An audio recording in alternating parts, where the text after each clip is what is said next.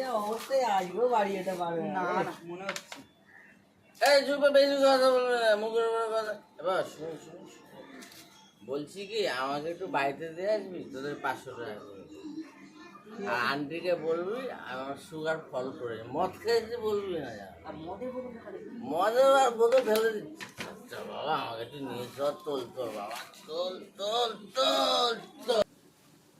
ও aunty, হ্যাঁ কাউকে নিয়ে এসছি। কি বাবা এই অবস্থা কেন?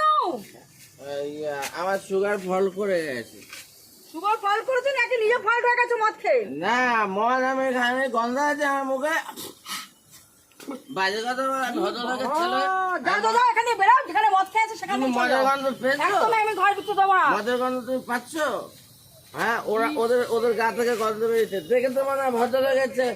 এত মদ কেউ খায়? কি বলছিস? এই বাবা এই ধর ধর ধর পড়ে যাবে না।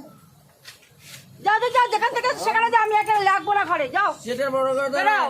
তো আর তোদের আন্টি, আমারও আন্টি আন্টি আন্টি তাহলে বেতাল হয়ে গেছে। ও আন্টি আন্টি আন্টি, লাঠি দিয়ে তোমাকে পিটাবো, ঘর থেকে বেরাও এখান থেকে। তুমি আমার আন্টি। এই আন্টি শোনো না আন্টি, ও আন্টি আন্টি